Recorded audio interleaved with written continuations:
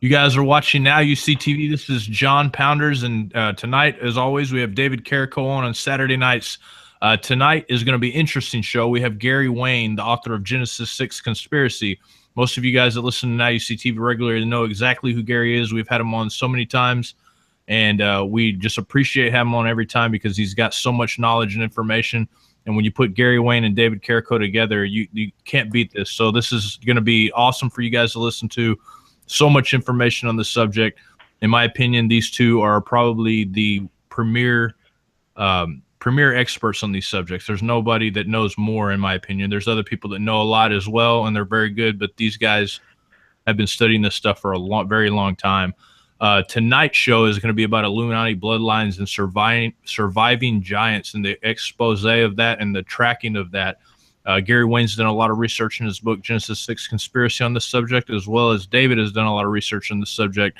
So it's going to be interesting. I'm putting the show in David Carrico, the Saturday night ride host, Midnight Ride on Saturday, and he's going to take you guys down this journey with Gary Wayne. And I just want to say thank you guys for coming on, and we appreciate you. Well, we just want to say thanks to you, John. And as always, it's a great honor to be here on Now You See TV. And it's a great honor to be on with my friend and the friend of Now You See TV, Gary Wayne. Welcome to Now You See TV, Gary, once again. Yeah, so happy to be back. So looking forward to the show tonight, and I'm sure we're going to get into some things that it's going to tweak some more curiosity and hopefully dig into things a little bit further, because that's kind of what, my agenda is to get people to start thinking for themselves out there and to start asking more critical questions as to what's really going on. That's exactly right. And you are absolutely one of our favorite people to have on the Midnight Ride, because your book, The Genesis 6 Conspiracy, is just absolutely fantastic. It's got so much information in it on this and so many other topics. And we're going to quit puffing one another and let's just get into topics. We don't want to sprain our arms slapping one another on the back, so let's just roll it. And, so you don't want to do what they do in Hollywood, then just keep giving each other awards and stuff. There you go. But in all seriousness, Gary's research is just pristine on the topic. So our topic tonight, the Illuminati family, surviving giants, and we're going to be talking about the secret societies of the Illuminati families, how they do what they do. So Gary, just take us where you will tonight, my friend. Let's get into the topic. Well, I'm just not quite sure where you want to start digging in on this, because it's and at what sort of year. So maybe guide me as to where you think is a good place to start, so that all right, start building it. Let's pick it up with the Rothschilds, and let's come down and let's identify some of these major Illuminati families, how they relate to one another, how they function, and let's just start with the Rothschilds. Okay, well, let's start talking a little bit about just how they came about and where they kind of fit into this whole sort of mixture. And I believe it was David Rothschild who said that he was descended from the Essenes and is a descendant of Jesus. If it's not David, it's one of the other ones. But that's essentially one of their core beliefs, although I'm not convinced that they are as pure-blooded as some of the more ennobled families, because they're not amongst the most ennobled families as you trace through history and what you and I have talked about in the past, David. And when they first turn up, they turn up in Germany as the Bauer family, and Meyer Amschel Bauer.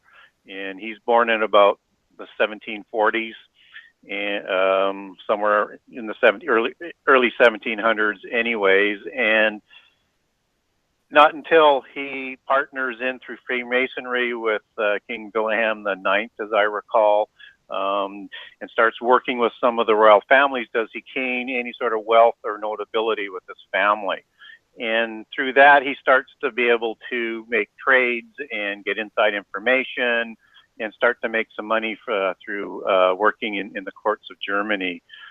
And then by the 1750s, he's got a business going. So is the Bauer family. And in 1770 or so, which is a very interesting era, 1770 has so many significant events in and around the 10 years before and 10 years after, he forms his first bank in Frankfurt. And so he starts to become the banking arm for all of the secret societies and, funding wars, and doing whatever the secret societies and the royal families doing, and making sure governments are indebted to the ennobled families, because not all of the royal families are working in sort of a monolith movement. So, and they're not all what they would be considered ennobled bloodlines. There's a give and take that's going on those families all of the time.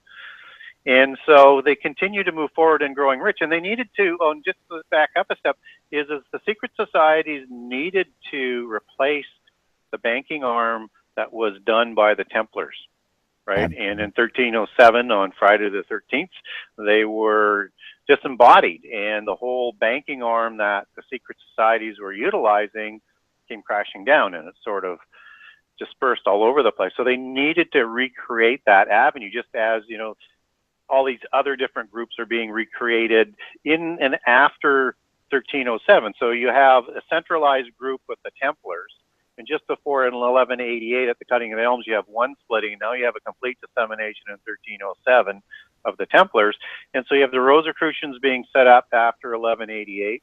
And then you have Freemasonry, the modern Freemasonry as we would know it, being set up after the Templars, as the Templar refugees escaped to mostly Scotland, but to some other societies and countries as well. But that's where Freemasonry starts up, right? So you've got Freemasonry starting up in around, say, the 1500s in a formal way, but in the process of reforming before. You have the Rosicrucians being set up. You have the Illuminati being set up in about the 1500s, and then formalizing more to a core in the 1770s again. And you have the Jesuits being set up in about 1500s, and you have the Royal Society being formed by 1640s, 1660s, piecing together all the different aspects that they want. And so this banking arm of the Rothschilds is just one of those reassembling of Humpty Dumpty, so to speak, right? I think you've hit on a real key aspect here in connecting the dots, and there's a lot of dots connecting, but in seeing what the Rothschilds did at Frankfurt, this was the extension of, and if you will, New Templarism. This was the new Templar banking system that through Freemasonry was going to extend itself through all of these groups. And as you well said, we can see at this time the coordinating hand of Freemasonry between all of these groups, just like Weishaupt. He was not a Freemason when he founded the Illuminati, but he quickly saw Freemasonry as the way to coordinate all this. So that is so important for us to see here with the Rothschilds and the role that they played here, which, as they said, if I've got the money, I think Meyer said, if I can print the money of a country, I don't care who makes the laws. So yeah, exactly. And it's important to note how not only do the Illuminati utilize what Freemasonry is doing and will continue to do, but the Rothschilds will use the same channels just as Freemasonry does. So as the English Commonwealth expands, and also the Jacobite movement that had moved to France and how the French Empire expands, those lodges as they open up around the world are utilized by Freemasonry, by the Illuminati, by the Rothschilds to control the military, the universities, and the banks, and later the media to control those countries. And so this is a very, very planned event that's happening with the expansion of the English Empire. And so, yes, it's a very, very good point to understand that all of these are working in concert with, maybe it seems separate at times, but they all have different objectives on what they're trying to do in fulfilling the same goal. And then 1785. Will, can I ask you a very controversial question before we go forward? Sure. Do you believe that the Rothschilds were Hebrews, or do you believe that they were Ashkenazi Khazarians? Mm-hmm. Well, to me, it doesn't really make any difference. I know it does to a lot of people. I mean, the end result is they're Jewish Satanists, right? Whether or not they're pure of Jewish descent or they're not, to me, it's kind of irrelevant. But do I think that they are pure? I don't think so. But I think they've counterfeited the Jewish and made themselves amongst them. But I'm not saying that the Jewish people that are in Israel today aren't Jewish. I'm not saying that. I'm not saying all of the Jewish people in Israel today are Jewish. What we do know is there's a remnant of Jewish people for sure that survived the diaspora of 70 CE and the Roman catastrophe, and that they are the visible ones that are to be there because they're in prophecy, right? So they have to be there right to the end. But we also know there's the synagogue of Satan and the Satanist Jewish ones.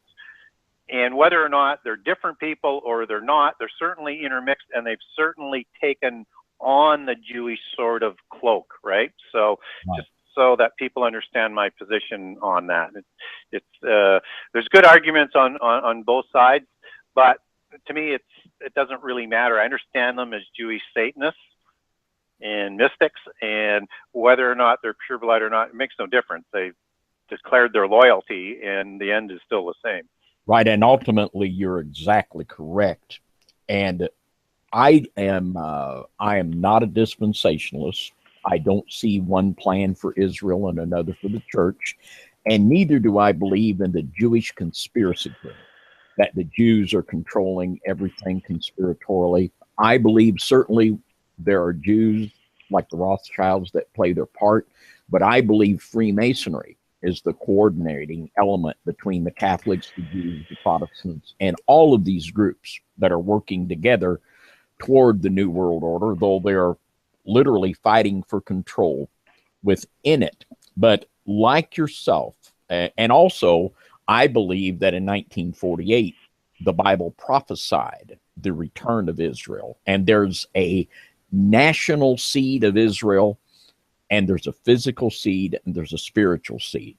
And just because, and I believe it was definitely the fig tree prophecy of Israel regathering in 48, but that doesn't mean that they're spiritual Israel. So, and that's a whole nother topic we need to sort out. But I, like you, I believe there's serious reason to doubt that the Rothschilds are Hebrew. There's a lot of reason to believe that they're Ashkenazi.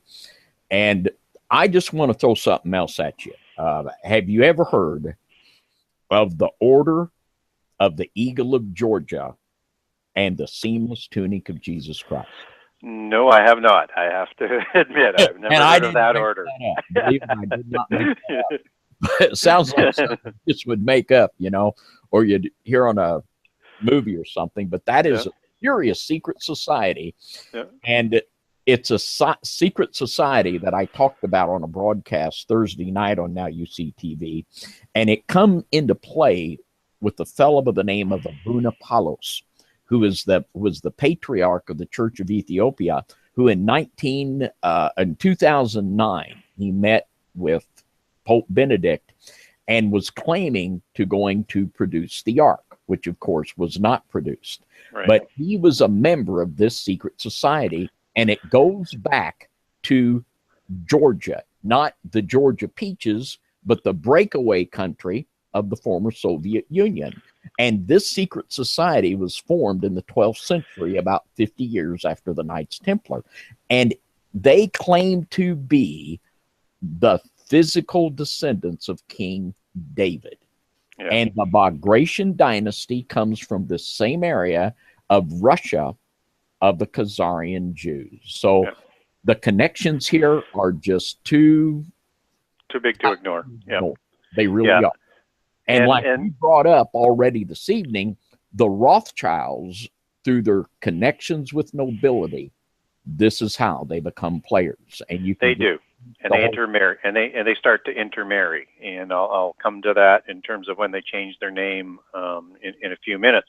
And it's very important for the audience to understand that Jewish mysticism or Jewish Satanists and anybody who wants to call themselves that are a part of this whole conspiracy. But it's a greater conspiracy. This is about a worldwide movement of many different polytheist religions coming together that I like to call global Gnosticism. But it's a cosmology of all these other religions and bloodlines. And the Jewish mysticism part and the Jewish Satanism part is just one sort of component of that.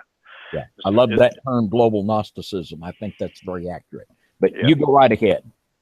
Yeah, so as they're moving forward and they're getting richer, they start to expand out of Germany. So in 1785, they start to establish partnerships with some other major families. And so in 1785, they're starting to intermarry with, the progeny with the Schiff family, who are going to take over Kuhn and Loeb from inside managing it down the road. And Schiff is going to migrate over to America to do this.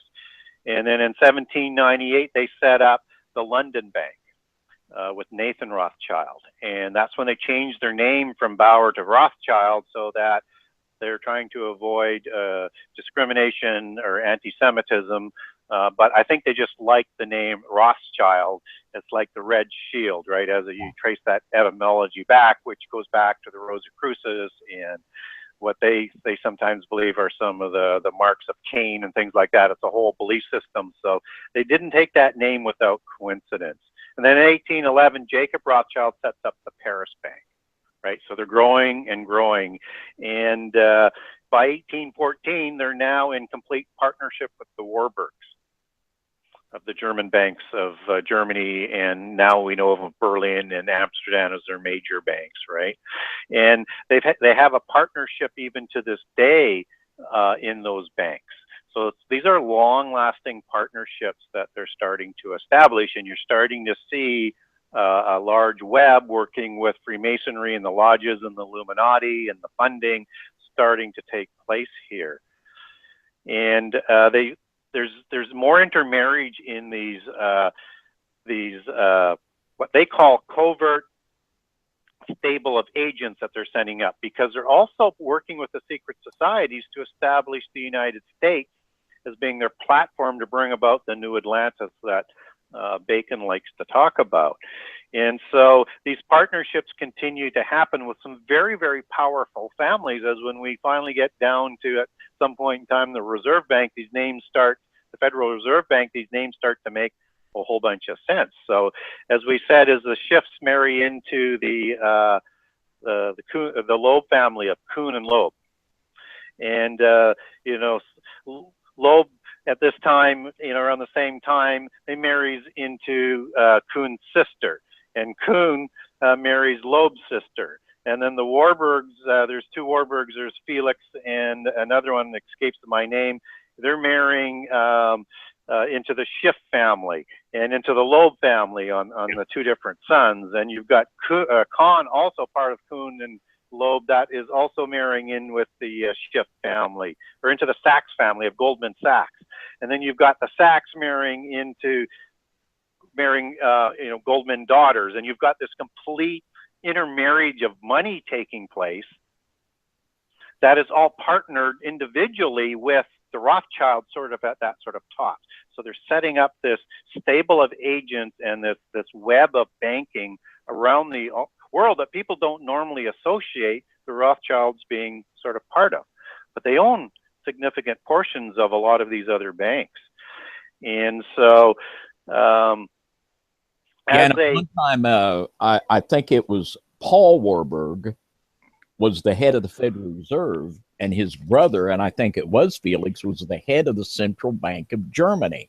And this is as World War II was heating up. So, and I believe, and I think you'd agree, that all of this intermarrying, it's for the purpose of keeping the money in the family, but it's also for keeping that bloodline pure. Because these people believe themselves to be the true Rex Deus bloodline from King David, just like the Bagratians. They believe themselves to be the Deus Sponi of Jesus Christ through Mary Magdalene. And this whole belief that they have the right to rule the world through divine right. Yep. And one would also expect that they're perhaps marrying into other of the royal families, which they do as they go further down into the royal down into history. And they're always trying to improve on those bloodlines, right? I mean, that's sort of the way of the order and the hierarchy. The more pure the bloodlines are, the higher up they're going to be. So they're trying to ennoble those all of the time. And then as these organizations, they reach across into North America, they begin to fund J.P. Morgan as one of the main banks. And they begin to fund Rockefeller with Standard Oil, and they fund Carnegie and U.S. Steel, and they fund Harriman in Union Pacific, and they're gaining, monopolies over the banking system. They're gaining monopolies over the railway system, over the steel system, and any larger of the main industries that are starting to rise. And of course, the Morgans early on are actually more important than the Rockefellers. The Rockefellers will take over as the most important of the pseudo bloodlines. And I like that word pseudo because that's actually sort of spurious or false and not really the true bloodlines, but they're trying to intermarry as well as they intermarry amongst themselves. And so the Morgans will fund the Astor family, the DuPont family. They'll fund AT&T when it's get going. They'll finance GM. They'll finance GE. So you can see how all of these great families of North America get sort of caught into this web of money that has been transplanted over from Europe and all planned by the Rothschilds, right? And the bottom line is, for 7 generations, the Rothschilds, by controlling the money and by intermarriage and control of other families, they have controlled not only Europe, but America for 7 generations. And in so doing, people like us know about the Rothschilds and others, but they have kept themselves completely off the radar, for the most part, of any national news exposure. They have done this behind the scenes. They have succeeded in being the people behind the curtain pulling the levers. And it's amazing what they've done. Yeah. And then, by, 1910, they've got Morgan and the Rockefeller families meeting to plot how they're going to bring about the Federal Reserve Bank. And this is the big turning point in Western society, is the creation of the first Federal Reserve Bank that's been duplicated all around the world to get control of the economies and the direction of the countries, right?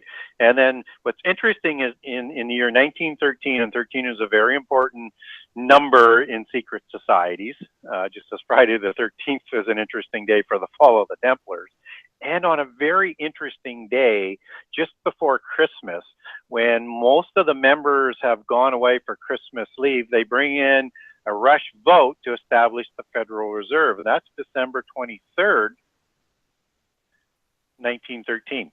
Now, what's interesting about December 23rd is they picked it, I think, as a sign or an allegory or a code of their brilliance, because they like to do this over and over and over and over. For people who don't know what December 23rd is that day is very, very important to the ancient Benjamites, as they believe in their mythology, but more importantly, which are connected to the Benjamites, it was the day of Dagobert and the feast of Dagobert.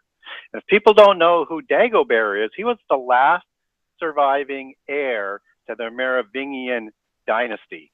And so when we talk about the bloodlines and control, they marked it on that day. I don't believe that that day that they used to do this coup was a coincidence. It just, they don't work with coincidences, right? No, I don't think so either. But I do know who Dagobert is. He was the brother of Yogi Bear. Oh, I know. Yeah, I know what you're talking about. And also, so I'm not sure who scares me more, is Yogi Bear or Dagobert. I know it. Yeah, I think I'm more scared of Dagobert. And also, too, you have all of the symbolism of the winter solstice, the Saturnalia, the understanding of the occult powers at the winter equinox, and everything there reeks of a Yes. deliberate determination in what these people are doing. And after a while, when you look at the numerology and the dates Yep. and how these people do, I mean, Yep. it's just exactly, you're just spot on there. Exactly, very well planned, and so and the ownership will change a little bit over time. But if you look at the modern ownership of the Federal Reserve Bank, it's a private agency, which I think more and more people are learning to understand, as opposed to being government owned, which most people were raised to believe. And the Lehman Brothers are, they've been absorbed by the other families and banks, and so there must have been a great falling out of the Lehman Brothers to let them fall. So there was something that went on there that they didn't come and rescue them out, but they've just been reabsorbed. But what I can tell today, I mean, the owners are still, the Rothschilds are the biggest percentage owners, because first of all, their ownership is based on, from their Bank of London and Berlin, and then you have the Lazard brothers in there from the Bank of Paris. And again, there's some, at least appearance-wise, Jewish relationships there with the Meyer and Weil, I'm not sure how to pronounce that families, owners of different times. You have the Israel Saif Bank of Rome. And then you have the Warburg Bank of Hamburg and Amsterdam that we talked about with this intermarriage before. And Rothschilds are partners there. They have at least half ownership there. Then you have Kuhn and Loeb Bank of New York, which again, the Rothschilds are partners with, right? So when they were establishing these strategic alliances in the past, they're still here today, right? People need to understand that. This just didn't happen as coincidence, and it just didn't go away. It's continuing march to world occupation. And then you have the Chase City Bank of New York, which is the Rockefellers, which were funded by the Rothschilds, whom they're totally loyal to for putting them in business, just as J.P. Morgan was, right? And the Morgan Empire, totally loyal. And then you have the Goldman Sachs Bank, which again, we talked about that intermarriage and being part of the stable of agents. So this is still heavily controlled by the Rothschilds, not by U.S. citizens. And, the Rockefellers, although very, very rich and powerful, are not majority owners in the Federal Reserve Bank. So this is still being controlled offshore. Right. And we would be totally amiss to fail to mention Brown Brothers and Harriman. Yeah. And at this point, enter Prescott Bush, the grandfather of W, and the Brown Brother Harriman Bank in New York, of which Prescott Bush, W's grandfather, was a member, directly involved in financing Adolf Hitler and the German war machine, as were the Rockefellers. It was well known that when World War II was in progress, that the Rockefellers sent tankers to Nazi Germany, as Henry Ford also was involved in industrializing the German war machine. Just absolutely outrageous how these people use the Hegelian dialectic to fund both sides just to make money and keep control of everything. Just absolutely outrageous. Yes. Yeah, and also the London Bank of the Rothschilds. And the meeting was actually set up in London to set up the financing to bring Adolf Hitler to power and to continue the financing with different programs. And they set up specific banks to put all of this money through that are still in business today. And again, all of this stuff is absolutely connected. I'm trying to think of the bank that the two banks that were used in Germany, but the names escape me. But anyways, it's in my book here. You can look it up on the internet. It's not like it's a secret. And also, have you ever looked into the story that Adolf Hitler was related to the Rothschilds? Well, yeah, there's a mythology, for lack of a better word, but I don't think it's quite substantiated, that he was the bastard son of a mistress of one of the Rothschilds in Switzerland, as I recall. And it was actually his nephew that released that story to the press, his nephew. And as the story came down, it was changed, and I can't remember what the name was, but Hitler claimed that his grandmother, I think, was a Frankfurt from Vienna. Yep. There were no Frankfurts that they found in Vienna.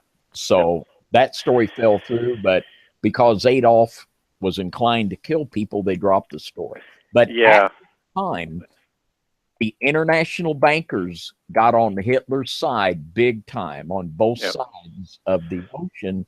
So people would speculate that he reestablished family relations and used that to finance his war machine. So we don't know, we can't prove it, but there are some good reasons to believe that Hitler was part Jewish or at least part Ashkenazi. Yeah, and as it goes, is the mother was a maid or a servant of the Rothschilds, and that's where the affair took place. And then she keeps the baby, and they raise it, you know, off to the side and hidden, and away from scandal. So it's possibility. I've not been able to prove it, but it's certainly out there, and it's certainly a possibility. You know, and a lot of people will say, well, why would they fund Nazi Germany? I mean, they were evil, right? From the start, right? Why would they fund them? Well, you have to understand that National Socialism is their belief system. Yeah. Right? It's progressivism, right? And this was also an answer to their first mistake. And their first mistake was funding communism. And it went rogue and got out of control. So they move it a little bit from the left, from communism to National Socialism, where you have capitalism working for the agenda of a socialistic government, and all of the industry is controlled by oligopolies for the most part, with this sort of only small free enterprise underneath. And so that's why you have such major German companies that were created along with the banking system on the rise of Germany, because all of those selected oligarchy, ennobled families of whatever connections were selected to be the oligarchs. And again, that's the end time waiting to happen. It's going to be that type of world society where the adepts are going to be the rich elite that are running everything. And so oligarchy is very much a part of left-wing politics as they want to have it. And you see that in Russia today, or you see that in China today, and you'll see more of that take place as we get closer to the end time. At least that's my thought on it anyways. I think you're exactly right. And we saw some of these exact same people come to America in Operation Paperclip, and we saw that same international banking money establish these people as the heads of a lot of these major corporations that are so strategic in making strategic weapons, national security. It's just absolutely amazing what these people pull off. And that's why it is such a good thing for us to talk about this, because the things they do are so outrageous and they're so verifiable, and they are so ignored in the national news media that, you know, it's just a really good thing, because a lot of people are figuring this out, because you really can connect these dots and connect them very readily. Yeah, and as this is all going on in what is the first major sort of production of creating the Reserve Bank, and then communism comes shortly thereafter, there's some other organizations that will come shortly thereafter as well. But you need to also understand that in the same time period of those late 1800s, you have a creation of the Rhodes Society, right? Yeah. 1891. You have Theosophy, which is a significant part. It's just, you know, created by Rosicrucian, even though it's, you know, most people think it's just Helen Blavatsky. She's funded by the Rosicrucians to do this, right? And that's 1875. And Theosophy is the religion that the Nazis take in as part of their occultism, only they call it Ariosophy, and they take it a little bit more rogue still, and then they get out of control. But you have these organizations, and you have the round tables that are coming out of the Rhodes Society, right, that are going to work with the Inquiry, which is an agency created by Wilson during World War II, which is going to work together with the Fabian Society, which is created in 1884. If you don't know who the Fabian or the Fabian, depending on how you want to define that, who they are, is they were the first establishment of the progressive elite in the West, right? So they're basically doing the same type of ideology and doctrines that communism is doing with Karl Marx, right? Yeah. And only it's just a little bit different twist. And these are they're the ones who created the Labour Party in England, and their main doctrines of that time are social justice. Have you heard that term lately? oh yeah, Yeah. Have you heard, about eugenics? That was their philosophy, and you see different forms of that by progressives today. Abortion was key component to their political platform. Universal health care was a core component. Not that I think health care is bad. And they believe that their national socialism that they wanted to create should be funded by capitalism for the agenda of the progressives. So this is national socialism that starts up in Germany. And they also believed, and you're hearing more and more of this in the progressiveness, progressive policies and rhetoric, is that all land should be nationalized and you pay rent. Nobody can own anything, right? Because they want to enslave everybody. Yeah. And those were all created back then.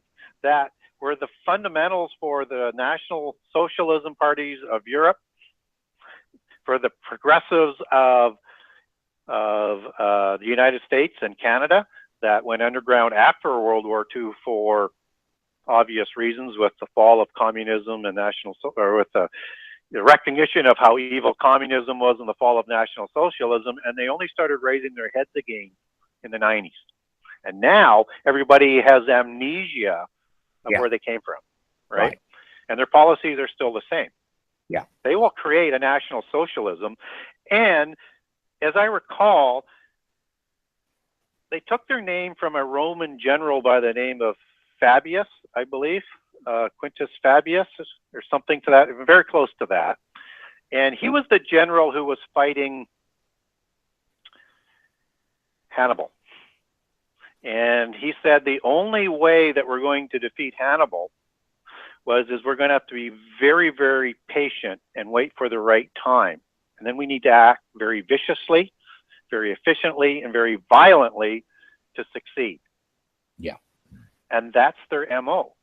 And they also have the same philosophy as the Illuminati and another famous person from history who said the ends justify the means. That's their MO. Yeah. Right? That's exactly right. This is the belief system. And this is the belief system that begins to work together with the Fabian Society, which is that belief system, and begin to work with the Round Table, and it works with American progressives like Woodrow Wilson, who sets up the Inquiry. And they create a couple of organizations that morphs into, by 1921, being officially called the CFR. That's funded by the Rockefellers. Yeah. And we can really connect the dots here. The theology of this was laid by an Oxford professor by the name of John Ruskin. And one of his young students, who you've alluded to, was Cecil Rhodes. Yes. And Cecil Rhodes took notes. It says that all of his life, Cecil Rhodes took notes from John Ruskin's lectures and kept them in his pocket all of his life. And Ruskin put forth the theology that English-speaking world should confederate the world and control a one-world government. And Mr. Rhodes went on in South America. He formed the Beer Diamond Company and make millions, exploit South African people and the diamonds. And then about 1910, it was John Milner, as you've alluded to, founded the Round Table groups, which became, on this side of the ocean, the Council on Foreign Relations. Yes. And that has spawned into the Bilderbergers and other spin groups, Club of Rome, to, we've got several things here. We've got the Rex Dias bloodline, these nobles that believe they have the right to rule the world. We have the Templars, who are the Rothschilds and the bankers that have the money. Then we have Freemasonry that's coordinating all. And through connecting all of these dots, we begin to get the picture that these same people, beginning with the Rothschilds for 7 generations, have basically succeeded in controlling world history. And as Franklin Roosevelt said, nothing happens by accident. They have been able to structure and plan world history that they're hoping to guide toward this one world religion and this one world government. Absolutely. And again, a little bit more on the Rhodes Society. I mean, what they do is they look for talent that they can bring in. These aren't necessarily ennobled ones, because they're going to get separate initiation and special mentoring. They're looking for unennobled bloodlines with people of talent, with talent and skill at a young age, that they hope through training and education that they're going to provide for them are going to be able to go into business, go into government, and will work towards bringing about world government. So that's what they're given this scholarship for. So people like Clinton, who come from the Rhodes Society, as a good one to, as an example that people will know and know the name of, was a typical example of that. Other people, you mentioned it to it. I'd go a little bit further, about what Rhodes was. He was a white supremacist. Right? Oh, absolutely. Oh, right. Absolutely was. And again, that is no coincidence from that period of time, because the KKK is a left-wing organization of initiation that was started by these progressives, right? So he was just in kindred company at the time. And again, they don't like to admit this about their history, and they tend to sweep it under, and now they call it all right-wing organizations, even though they're Aryans, which is a progressive ideology, even though they have initiation, which is a progressive ideology, and they're a secret society, and all of their organizations have the allegories of secret societies do, like, Greek imagery or dragon imagery and other world images, realms, things like that. I mean, the KKK is absolutely inundated with Freemasonic and occultic ideology, because that's where they came from, right? Yeah, and John Ruskin's theology, which Cecil Rhodes bought into, was nothing less than that white English-speaking people should rule the world. And yes. They set about to accomplish that. And that plan is still well underway. And it is absolutely white supremacy. Absolutely is. And people don't get the connection between the left wing and right wing white supremacists. They think they're different, and they're really the same. Yeah. And just like the way the bankers control things, it's real easy to see the Democratic Party and their progressives as being virtually the same thing as National Socialism under Hitler or Fabian socialism, but they have more difficulty in identifying free trade with the same agenda, which is one of the big things of the American Republican Party.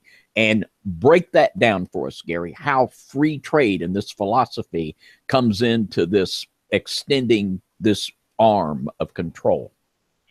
Well, again, I mean, people think that why would left-wing organizations who sponsor unions want to be in favor of free trade? Even though sometimes they say they don't, they always continue to push it forward, right? Well, their ideology is to create a socialist world, right? So the only way you can do that is redistribute the wealth. And the only way you can do that is make the Western nations poor and raise up a little bit, hopefully, the other nations of the world. But corruption always takes that away, so that never works.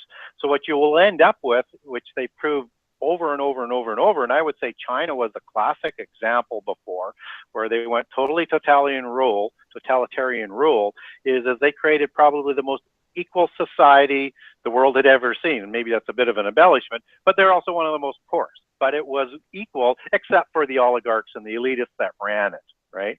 Free trade is about international oligarchs.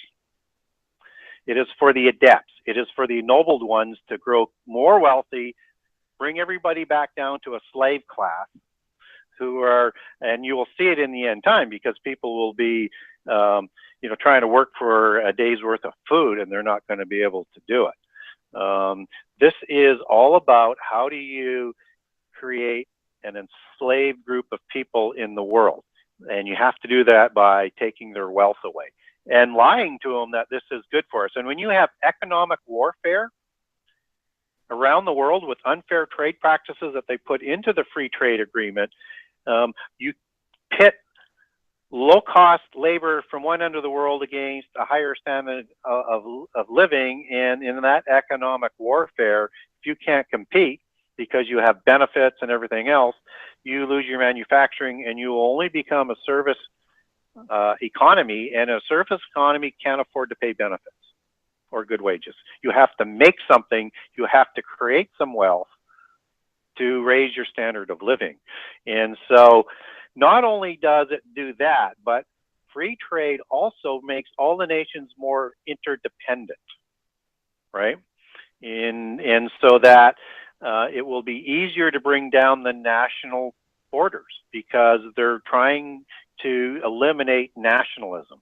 And they're focusing on, the left wing, if you notice, are focusing on most issues that transcend borders, like free trade, which, like the environment,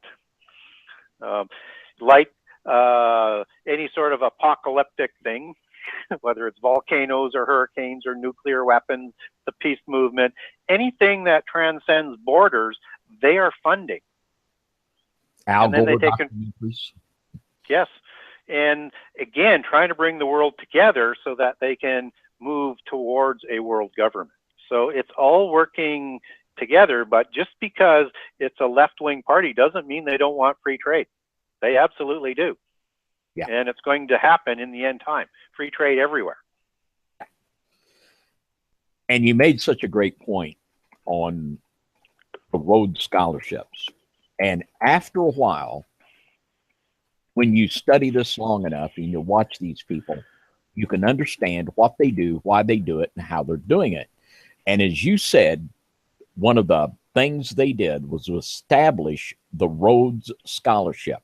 And you mentioned Mr. Clinton, and Bill Clinton was such a perfect candidate. He was a brilliant person, whatever you say about him. He was so capable in getting things done, and he was such a slave to his passion. What an easy fella to get something incriminating on to control. And I remember when Mr. Clinton accepted the nomination to run for president the first time, and in his acceptance speech at the Democratic Convention, he mentioned and glorified one of his teachers by the name of Carroll Quigley. Yes. He studied under at Boston University, which was a good Jesuit school, which also gave us Bill O'Reilly, and of Fox News. They're studied at the Jesuit school in Boston University. But I have here, I hold up a book about every Saturday night, I think. But our book of the week this week is Tragedy and Hope. And this book was written by Carroll Quigley, who was a teacher of Bill Clinton at, I said Boston University, Georgetown. Carroll Quigley taught at Georgetown. And Bill O'Reilly, he went to Boston University, maybe Georgetown too, but they're both Jesuit schools. Doesn't really matter. But this is 1,500 pages of sheer boredom. That's about the nicest thing you can say about it. But in this book, Mr. Quigley admits to firsthand knowledge of the conspiracy of the Council on Foreign Relations and the Round Table Group to take over the world and destroy American society. And he says so. And he names names. And he says, I agree with it. I think it's a good thing. But after making the mistake, and I'll not bore everyone, I could read all kinds of astounding quotes where he names names of the people we've mentioned so far, the Rockefellers, the Morgans, the Rothschilds. He tells it all, and he verifies how that these roundtable groups basically bought the Eastern establishment schools of Princeton, Harvard, and Yale, bought them like prostitutes, took control of the educational elite schools in the East and totally turned our country around. And it's all right here. And you talk about a book disappearing. This book disappeared, libraries. I mean, they snatched this thing up like wildfire. But I have a copy, and if you're lucky, you still might find a copy. But this is a most amazing book. And when Mr. Clinton praised Carroll Quigley, at that time, I was knee-deep studying conspiratorial history. I was devouring every book I could find on the subject. We were writing our first book called The Occult Meaning of the Great Seal, which is basically a little conspiratorial history tome. But this is how they do. They will tap individuals that they know they can use and control. And Mr. Bill Clinton was such a person that they tapped. And their continued interest in Hillary shows us that they are not only devoted to this agenda, but they are people that are being controlled by others that are pushing this agenda. Yeah, absolutely. And so when we have that control of the universities that are owned by these other groups that people will have never heard of, you understand why the Ivy League schools, whether it's Harvard or it's Princeton, these are the ones that control a country. These are the ones that all the business leaders, for the most part, of significant corporations come from, and or government, right? And right from those initiatory societies that were started within these Ivy League universities, which again is a mini initiatory system with those houses that they have on university campuses, right? Complete with hazing rituals and everything else, and all the Greek sort of allegories. This is part of that training system to draft and select people who are going to enter into the CFR. And there's different levels of that sort of drafting of organizations, with the Skull and Bones being one of the top groups, right? With the more wealthy of the families. And so if you want to be in the Trilateral Commission, or if you want to be in government of any significant level, or you want to be part of the directional or the heads of so many of these political and secret societies today, you're going to go through the CFR. It's the stepping stone to rule and power. And they all know that because they're raised in these families and they're told about this all the way through, that they're going to go through it. And you see this reflected in movies, where they've got them getting together at an alumni. This is an alumni of the privileged families, right? I mean, it's all part of it. And they all end up going into the CIA or the government or the big business, or they're the wealthy families. And it's something that we have to really understand, because it is such a powerful organization, and there's only 2,670 members at any one time, right? Skull and Bones?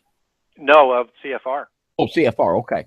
Yeah, and so it's a limited amount, and so you really have to be skilled and the most knowledgeable. But you see these people come up all over the place, whether or not it was Clinton, or it is Cheney, or it is almost anybody of famous politics that's going to be large in a government are CFR members, because you're just not likely going to be called. I don't know whether that's going to hold true of Trump or not. We'll have to do some digging, but whether it's the Obama organization, the Bush organization, all the way back, they were filled with CFR members.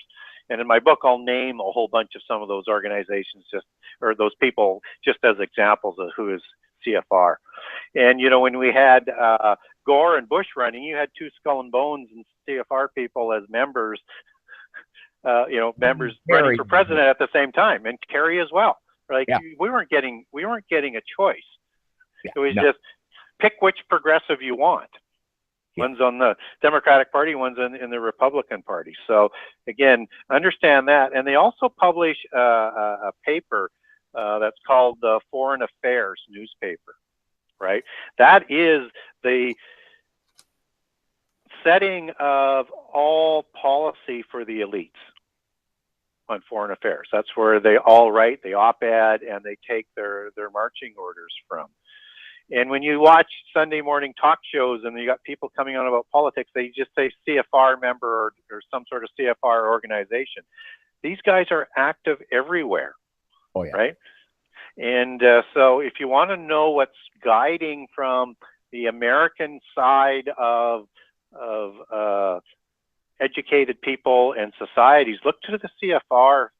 That's where they're playing their largest role in bringing about world government, because it's still the economic powerhouse of the world, even though the last 8 years kind of made it take a step back or two or three, maybe wobbling a little bit, but it's still the economic powerhouse, and it's still going to be one of the driving forces to bring about world government.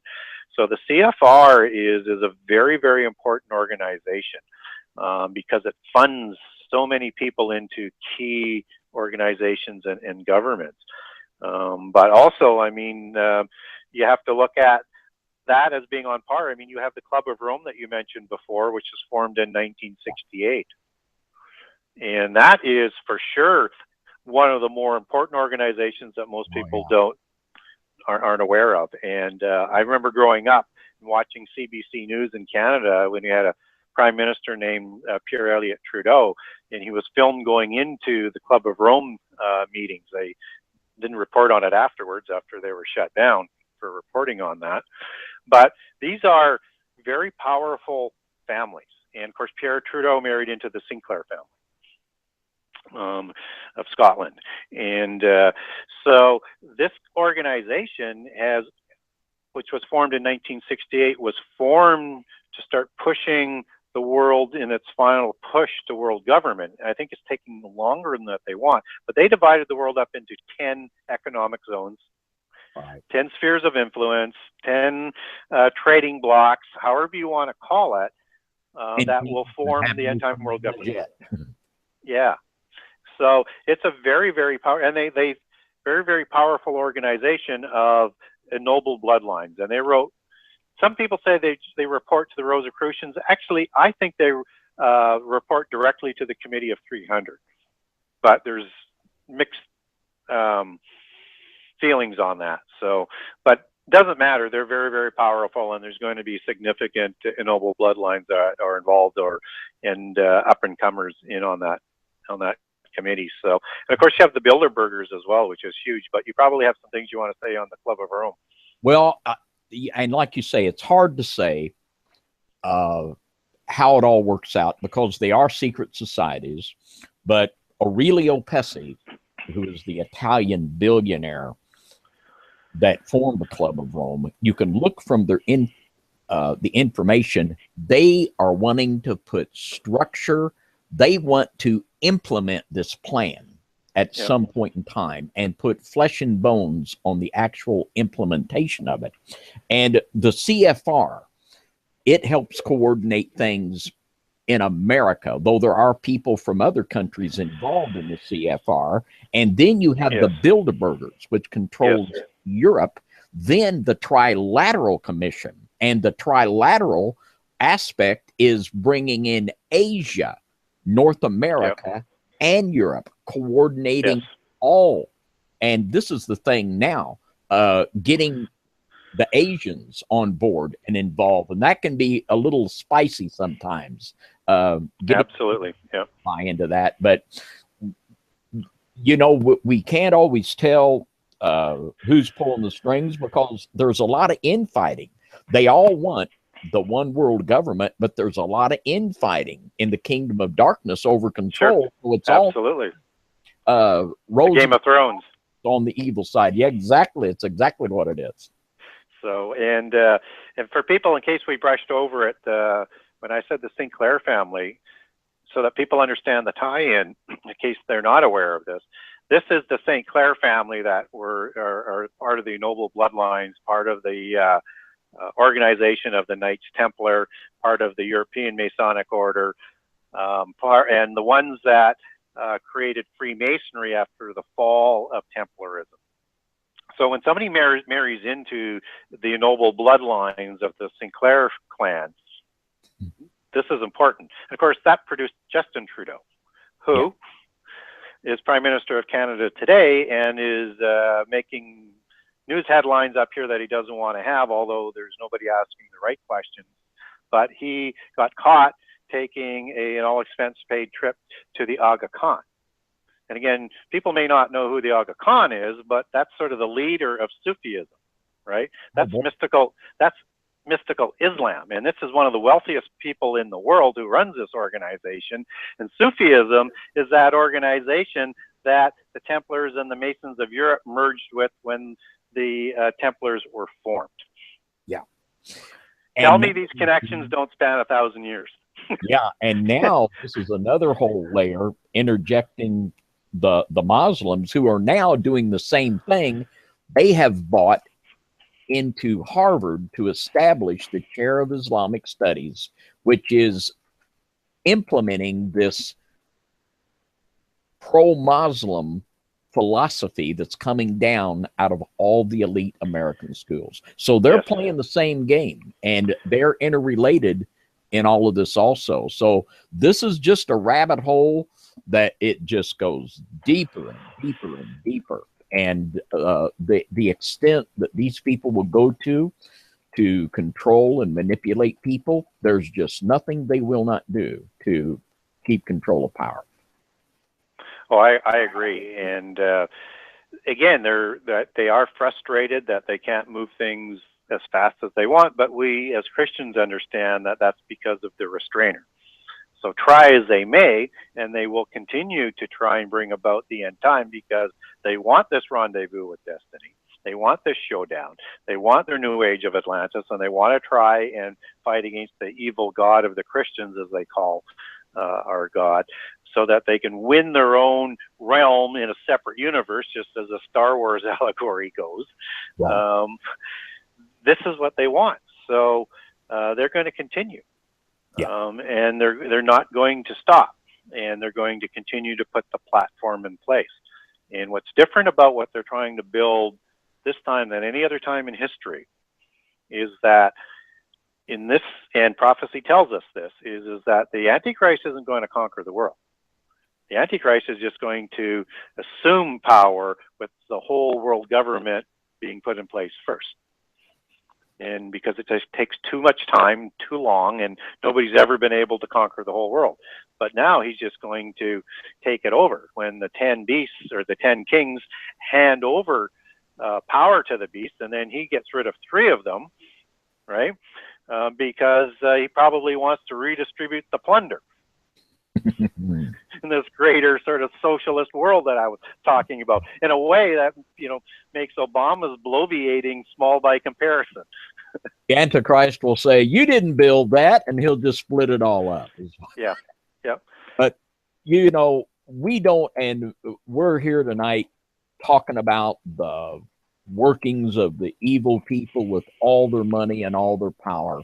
And as God's people, we don't want to get overwhelmed with gloom and despair. We've got to remember that the Lord is on the throne, that Satan and these people are on the leash of the Lord Almighty, and that God is in control, and that God's people will have victory. You know, Rothschild said he didn't care who made the laws as long as he could print the money. Well, as God's people, we can say we don't care who rules the country or makes the laws, because God is on the throne. God will have his people, and we can be encouraged even in these times. So we don't want to put forth anything in such a way to have people be in fear or despair. We have every reason to have the victory in these dark days, and have every confidence that our God is in control. Yeah, we want people to better understand what's going on, so that they won't have fear, and they just that they won't be confused as to why some of these terrible things are going on, or why this happens, or why that happens. Understand it has to happen, and we just want you to understand how it's happening. Exactly. And that there's nothing we can do to stop the end times, because it's ordained. And when the restrainer is removed, it will happen, because it is ordained. But I think what we want people to do is help other people, so that, you know, at the time of the Gentiles that that we're in right now, there will be as many greatest numbers as possible for the fulfillment of the time of the Gentiles.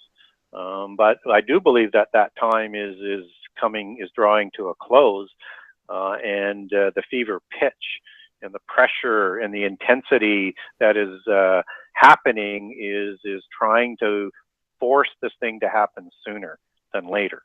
But again, and if it's not the right time, it's not going to happen. There's just going to be more confusion and more turmoil. But it will, you know, it will still sort of stumble on if they can't bring it about. But they are aggressively working at bringing it about. They really are. They're working at breakneck speed. And talk, if you will, just a little bit, Gary, about the Bohemian Grove. This is certainly one of the most fascinating aspects of secret societies and what these people do, and one of the most bizarre. Yeah, so I mean, the Bohemian Grove, I mean, that's an organization that meets about once a year in California, and in the middle of a forest somewhere, and they have this big statue of an owl, and they do some crazy rituals there, and dress in women's clothes and other things that are really kind of bizarre from what we learn about what goes in there. And not only does it have the owl sort of imagery, it also has this weird thing about spiders not to come in, and so this sort of goes to that not everything's sort of monolithic in the movement, but spiders have to do with, you know, like the Nazca spider that's in South America, that's related to Orion, and of course Nephila is origin of Nephilim, and where some people believe Azazel is hung in. So there's some weird allegory that goes on it, but the organization, as I understand it, is more designed to decide the direction and who's going to lead the United States, because it's the biggest player in the world by an incredible margin. And so typically you understand it that nobody can run or win the presidency unless they go and pay homage at the Bohemian Grove and are initiated and are sanctioned to be one of the blessed ones to win it. So all of the presidential candidates do their pilgrimage to the Bohemian Grove to get the blessing to become president. So this is really about controlling American power and the pseudo blue bloods and new money, and getting them indoctrinated into the secret societies and working for the occultic causes and world government, just as the more famous and wealthier ones will graduate up to be invited to go to the Bilderbergers, right? Like Bill Gates and those people. So it's kind of, again, I think it's more of a hierarchy. I may have that wrong. That's my understanding of it. You kind of go through that, and then as you rise up in power and influence, whether through money or through government or what have you, then you become the limited amount of invitees that go to the Bilderberger Association that lay out the world sort of plan, and European as well, but they're bringing together people from around the world in what we see as the visible Bilderberger meeting, not necessarily the true Bilderberger organization inner circles, right? But they do meet with these people from around the world once a year to set the agenda of what they want to accomplish for that year to bring about world government and the end time. Yeah. And they don't say they're bringing about the end time, but no, they won't say that, but that's what they're doing, even if they don't know it. And I think you're exactly right in your analysis there. We see the CFR first being spawned from the roundtable groups of John Ruskin's vision. And then after that, we have the Bilderbergers, which on a higher level is going to bring Europe in, and then later the trilaterals, which is going to bring Asia in. So we see here a progression and an inner working that is all designed to bring everyone under that jackbooted heel, if you will. And the Bilderbergers were formed in about 1954. And Prince Bernard, who also owns Shell Oil. So you have royal family and you have the oil industry again.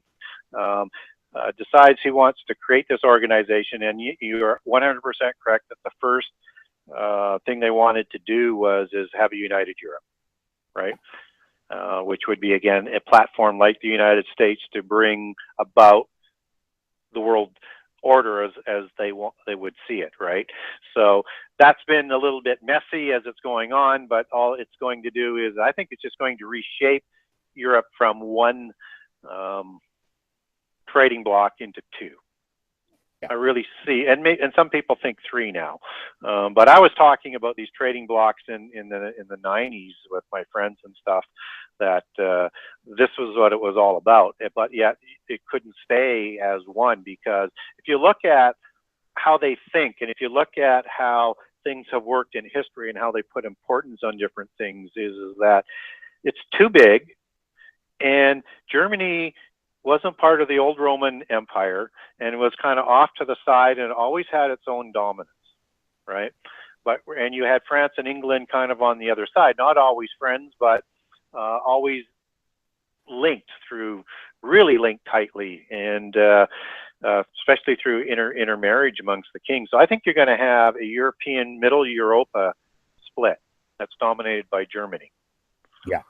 And then I think you're going to have another one. And England may or may not be part of that, but I thought years ago that they would be part of it, but they may actually be moving back to our roots and maybe part of a North American trading bloc. This is an extremely volatile time in Europe, all over the world. Then you throw in a dash of Vladimir Putin and a sprinkle of Donald Trump, and boy, we better hold on and pray and watch to see what happens. We have a rise of oligarchs. Before we go any further, I want you to tell everyone how they can get a copy of the Genesis 6 Conspiracy, how to get in contact with your ministry. We want to do it again at the end of the broadcast. We haven't done that yet. And I want to tell everybody, if you want yourself a little brain candy, get yourself a copy of Genesis 6 Conspiracy. There it is. And it's one of my go-to books on this topic and so many topics. And if I didn't think it was, I wouldn't tell you so. But this is one of my go-to books on a lot of topics. So, Gary, tell everyone how they can get your book. You can get my book through Amazon.com or Amazon around the world, BarnesandNoble.com, most online bookstores. You can also purchase it through a retail bookstore, although they may not stock it, whether it's a secular bookstore or a Christian bookstore, because it's distributed by Bookmasters. So if you tell them it's just to look up on the Bookmasters inventory, they can order it in if you want to support your local bookstore. If you'd like to have a signed copy, you can go to my website and buy a signed copy and have it addressed in any personalized way that you want, or I'll do a standard writing that I do on signature, and that's at www.genesis6conspiracy.com. And for those of you, and most of you will be in the United States listening to this, but if you try and purchase and it doesn't go through, it's probably because there's a credit card restriction on foreign purchases, so you need to get a hold of the credit card company to take that restriction off, because they're trying to prevent credit card counterfeiting and identity theft. So if that happens, that's what's going on 99% of the time. And you can follow me you can email me through the website. You can also follow me on Facebook at Gary Wayne, and also under two Genesis 6 Conspiracy pages. And you can follow me at Twitter at Gary Wayne 63, at Gary Wayne 63, and you can contact me in all of those formats. And if you do contact me and ask a question, I will get back to you. Thank you so much, Gary. And thank you again for joining us tonight. And for those of you that don't know, Gary Wayne is a Canadian. And I would just like to ask you, as a Canadian, do you see this whole thing of the global conspiracy? Does it have things in Canada locked up as tight as it does here in the States? Uh, that's a good question. It's not as in your face as it is, at the power center of the world, right? But the policies are distinctly, and have been for a long time, distinctly progressive. And even the Conservative Party, they used to be called the Progressive Conservatives until they changed that about 10 years ago. So there's always sort of that sort of political movement. It's very much a global leaning bias today up in Canada, I think. Yes, we are nationalistic, but we want to be, Canadians want to see the world get along. They want to see the borders sort of come down. So the brainwashing has been very, very strong up here. It's just not, you just don't see it overtly because we don't have a big impact, and decisions we make up in Canada don't necessarily have a worldwide impact, right? But they're always in support of the UN. They're always in support of directionally to free trade, to directionally to global environment laws, to world government, to everything. You can't do anything without the UN, as corrupt as that whole thing is. So no, it's not nearly as prevalent, and the secret societies are not nearly as prevalent. You will see some Freemasonry temples and things around, but they're not everywhere. Interestingly, they still have in the East some Templar societies of families that usually hold membership in both Freemasonry and the Templars. Mm-hmm. But no, not nearly as prevalent as what I see coming out of America. And this is where it's coming down.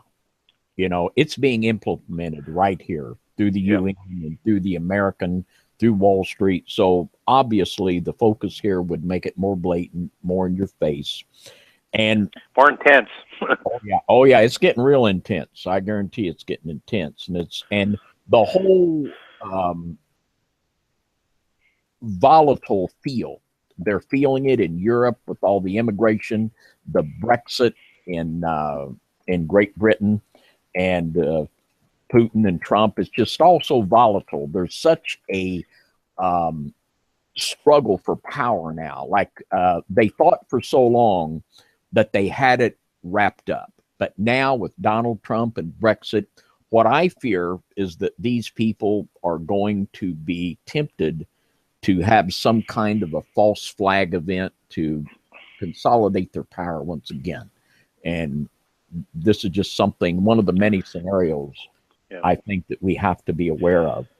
Yeah, and whether it's a man-made created catastrophe or an event or false flag events or all of the above and some natural, they'll need that catalyst to do it. And if they don't get a natural catalyst, they'll create their own disaster or event to drive people to world government.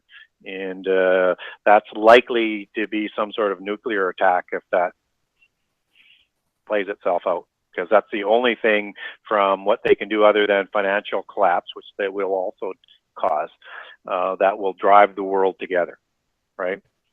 Yeah. But I think the world is more resilient than they think. I think they'll need a number of catastrophic events and false flag events, not just any one.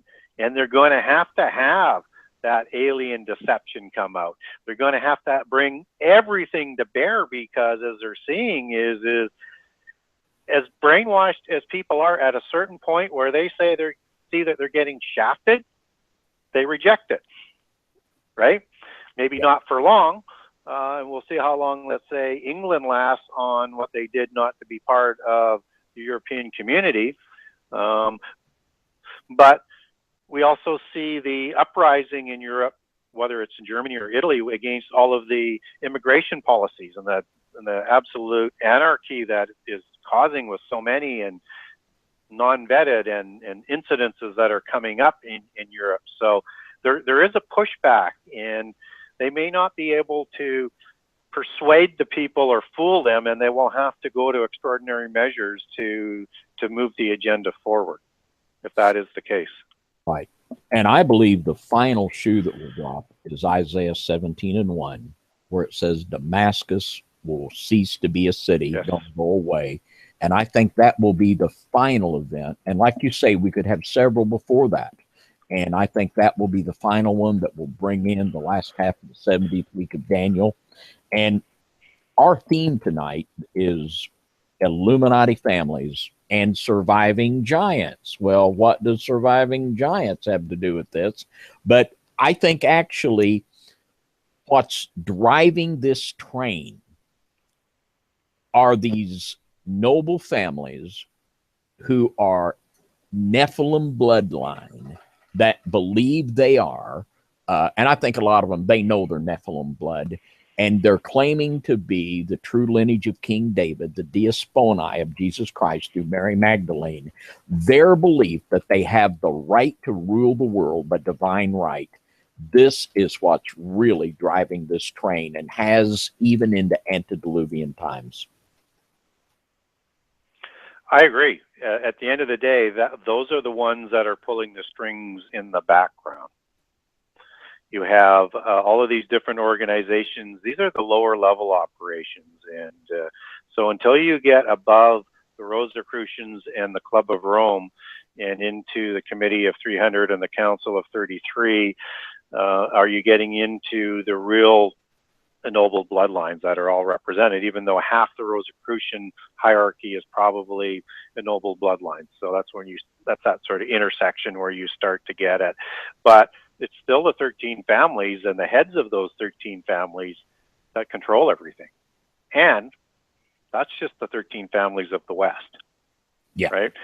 And people, that they don't really get is that these bloodlines, these Nephilim bloodlines, have existed throughout the world. So you have bloodlines in Russia, you have bloodlines in, although a lot of those ones in Russia were destroyed, but you expect a bloodline descendant to be the end-time oligarch of the Russian group of nations. And you have the Chinese Red Dragon bloodline, and you know, which also is part of the Japanese bloodline. You have the bloodlines in India. And so you've got these bloodlines that have worked together for the last millennia as sort of the secret world government. People don't know that they were actually meeting in times past. They never always got along, but they were talking about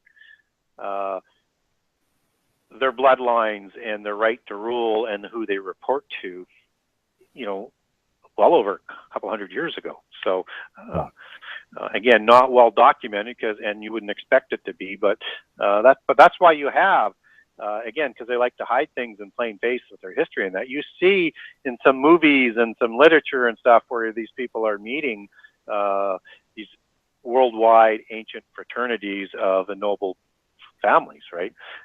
So there is more than just the Western ones. They're the most powerful. They're driving the boat, but they are respectful of the other bloodlines. Right. And and when I say this, and I think it's by design, it's designed that way, you almost want to giggle. But when I was talking about the Order of the Eagle of Georgia and the seamless tunic of Jesus Christ, and I was studying this, that goes back to the 12th century. I've studied secret societies for years, several decades. I'd never heard of this. And in this secret society, one of the members, and I believe that they very well could be the secret society that controls the Ark and many other relics that they could use much to their advantage in the last days. But one of the members of this secret society was one of the prime ministers of Japan. So, you know, these things very much have a global reach, and these elite families are doing what they've been doing for a long time, and they know how to do it. And we've got a religious agenda, we have a political agenda, and we talked in our show on the Prairie of Sion how that we've got the Templars and the Priory of Zion working in the two different areas, the political and the religious. But on page 508 of your book, Genesis 6 Conspiracy, you talk about Tony Blair and how his Labor Party brought in the central bank in Great Britain. Now, so Tony Blair was in the political, then the financial, and now he's in the religious. Tony Blair is now at the United Nations, the head of the organization that is dedicated to bringing all the world religions together. This cross-pollination, you just can't miss it. Yes. And another interesting thing about Tony Blair is as I recall, is his first action as prime minister is to put the Federal Reserve Bank concept in place in England. Yeah. It was one of the last holdouts, which was amazing because that was, still one of the financial centers of the world, right? But he put that officially in place. And if you look at some of the countries that have fallen and had a whole bunch of issues, mostly in places like the Middle East and into Afghanistan and places like that, those were holdouts on putting in the Federal Reserve Bank. And all of those have fallen. I think only Iran is left. And I'm wondering whether or not the deal that they signed, that somehow they'll turn that over as part of the deal. That's part of the secret part of the deal. You bet they want to.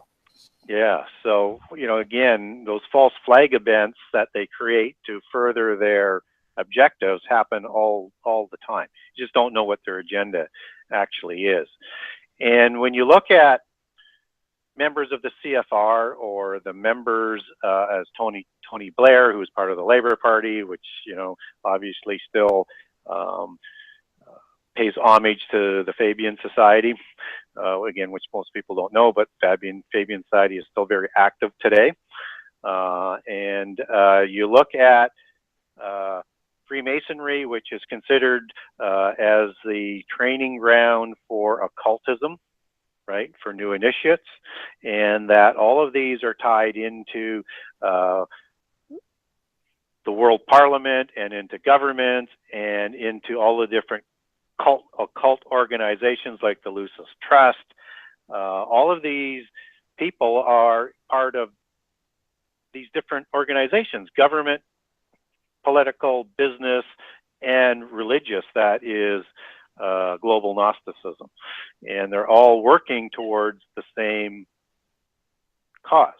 And just as I said, it's very odd that Justin Trudeau, son of a Sinclair mother and of a Club of Rome father, and goes to meet the Aga Khan, who is the leader of Sufism, which is Islamic mysticism. Like, oh gosh, you got to be kidding! It's such a tidy package, isn't it? I mean, you can't make this stuff up. Yeah, and it's an amazing amount, and I'll list them in my book. Some of the members that were high-ranking government officials in the United States government that have been part of and leading Lucis Trust over the years. Yeah. It's absolutely bizarre how occultism spills over into the highest echelons of power. It is their religion. Oh yeah. And they didn't set up, and I know a lot of people don't like to hear, they didn't necessarily set up the United States and the United States Constitution to protect Christians. They set up the Constitution so that their religion wouldn't be persecuted. They set up the Constitution that they could turn it against Christians under hate crimes and a whole bunch of other things when they wanted to. Just as all other constitutions around the world have been set up as a model that was first created in the United States to do the same thing. They'll protect every other religion in the world except Christianity. Exactly right. And then to top it all off, Tony Blair converts to Catholicism, flies to Rome to kiss Papa's ring, but he had a little problem when he got to Rome to kiss Papa's ring. all of these American evangelicals were there, and he had to get them out of the He was there, and Paula White and James Robeson, they were all lined up there, and Tony had to push them out of the way to get in there. But, you know, it just all comes full circle again and again and again. And after a while, you just can't miss this stuff. And, yeah, and, you know, speaking on what we were just talking about earlier, and remember, I know you do, but for the audience, all of those different groups that I said were set up after the fall of the Templars, I included the Jesuits. Oh, yeah. Right? Which were the extension of what they needed to rekindle in the Roman Church that the Templars were serving. And the Jesuits were set up to control not only being at the front edge of what Catholicism was doing, so being on the exploration of North America and destroying documents and doing everything in a propaganda sort of way, but also in control of Roman Catholic religion. And not religion, but in universities and education. And you mentioned the Jesuit schools earlier that educate, you know, the high-level Catholics in the country. And what's significant about all of that is that Saint Francis of Loyola, who started the Jesuits, he was a Gnostic. He was a Gnostic mole. He believed in, and he also had visions of Mary, and he was also a Basque who has a noble from the Basque community who have higher, they believe have higher noble bloodlines than the 13 families and been ostracized because of their elitism. That's their belief. That's their fight, not mine. And he promoted the continuation that the Cistercians and the Benedictines and the Augustines did to interpret Christianity through the philosophies, through the 7 sacred sciences. That's how they interpret the Bible, and that's their lens, right? So that's that philosophy, Gnosticism mold into the Jesuit society. And of course, we have the first Black Pope because the leader of the Jesuits is called the Black Pope, right? Leading and being the white pope at the same time, leading Christianity or Roman Christianity. So we have a Jesuit at the head of Roman Catholicism as so many other things are becoming more intense. And I totally reject that he is the Antichrist, and he's not even the false prophet, and he's too old to be. But he will be the anti-pope. He is the anti-pope, I think, that is going to set things in motion for the false prophet that will bring about Antichrist. So when we talk about Tony Blair, you talked about Tony Blair going and kissing the hand to the Pope and all the other things we've talked about in Tony Blair. And we talked about all of these mystical connections, and what has to happen is this universal religion as well in the end time. All of a sudden, you start fusing these dots together and you start to see a picture. Right. And I am going to, I don't know if, I don't think Brother John has been monitoring the chat. I think he's spending time with his family. So I know that my loyal staff, Sister Donna, is right here in front of me monitoring the chat. So I am going to ask her, if John isn't around, to pass to me some questions for Gary. Can you do that, Donna? Oh, John, are you there, John? I am on, but if Donna wants to do it, I'll gladly hand it over. She's done an awesome job. I didn't know if you were there or not, but we're getting down to 11:30. It's almost question time. So I'll do it if she doesn't want to. I appreciate her. Go right ahead, Brother John. I just didn't know if you were there. And I also want to appreciate Kevin Stoll for monitoring the chat in YouTube. He's done a great job of moderating the chat. It's been a really good chat in both of them. I've been watching them and also been listening. You guys, man, fantastic information. I mean, it's a blessing, a serious blessing for a lot of people to be able to hear this stuff. This is not stuff you get hardly anywhere. This is amazing. So thank you guys once again. First questions from Donna. It says, do you know anything about the giants and Nazi base that were supposed to be found at Antarctica? It was reported on Coast to Coast AM last night. Is that for me or is that for David? That's for both of you guys, I would imagine. And all that I know about it is that there was a fella on Coast to Coast last night connected with WikiLeaks that is claiming they're going to release information to confirm Nazi bases below the ice in Antarctica, giants, UFOs frozen in the ice, the whole thing. And they claim that they're going to release this information and reveal it. So we don't know, but it was very, very stunning with all the talk we've had about Antarctica. And we talked with Timothy Alberino about this object they found down there. So this is that's all I know. And this just was last night. So it's kind of a wait and see type of thing.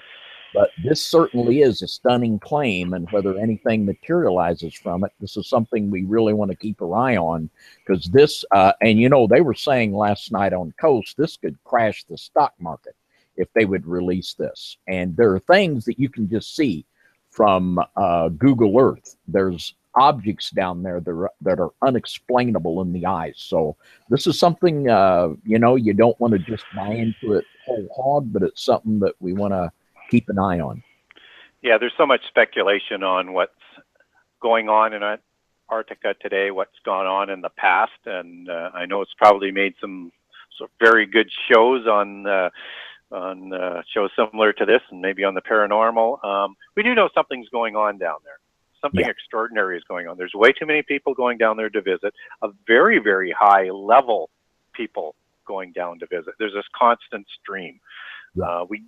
We do believe there's a significant trail of evidence suggesting and pretty much confirming. I don't think many people doubt it who know anything, you know, dug any information out about it, that the Nazis did get to Antarctica, did do some exploration on there, most likely did set up submarine bases, because they set those up everywhere they went, because that was their only mode of safe transportation on the oceans.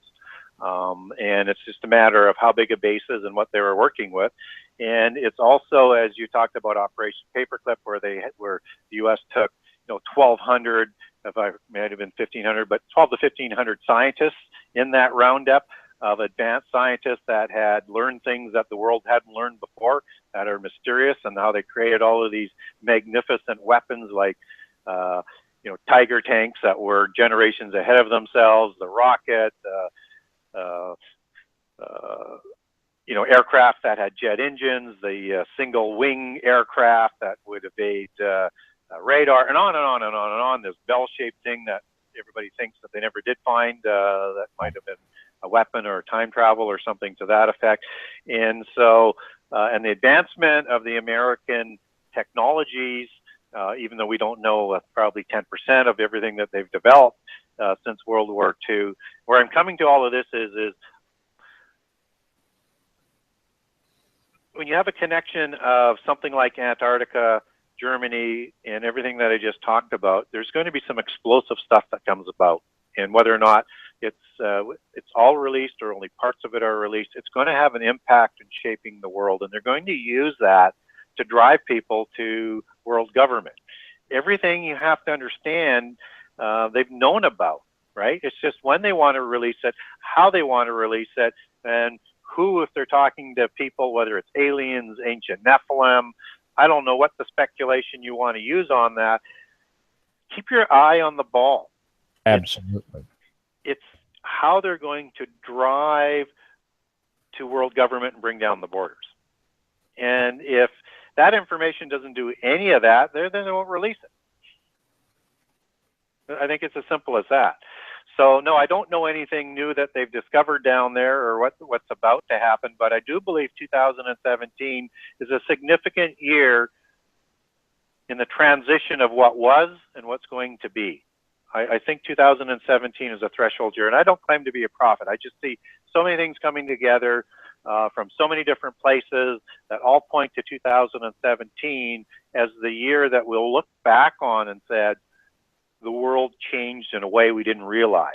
And that means if that is the case, and so many of these sources suggest that, then we're going to have to see some things that are quite extraordinary. This would be one of them. Just as we're going to see extraordinary things come out of Rome if this is the year that things are going to start to move. We're going to see significant things happen on the economic area. in economic markets. And, there's been a lot of speculation that they couldn't continue to not have a financial correction beyond 2017, because everything they did was in hopes they could inflate their way out. They don't believe that they can do that. So the only other way to do it is have another 2008, probably worse, right, to reset it. So there's a lot of things going on. And I think something like that could trigger a stock market crash, or it could be that false flag event to cause the stock market crash, to fix and reset and to bring about that cataclysmic change I was talking about earlier. So I'm open to all events. I know that sounds like I might be a little bit wishy-washy, but they're all interconnected. And that's why I say you have to keep your eye firmly on what is the objective and the agenda, and on this tactic, what are they trying to do with it? We got to be locked into the watch and pray mode. Absolutely. Yes. All right, guys. Next question from Brian. Didn't the Rothschilds get kicked out of the temple to the 10th generation, or is that a falsehood to confuse people? You guys know anything about that? No, I don't know anything about that. And I don't have anything other than their suggested connections back to the Essenes, which would be part of the temple priests.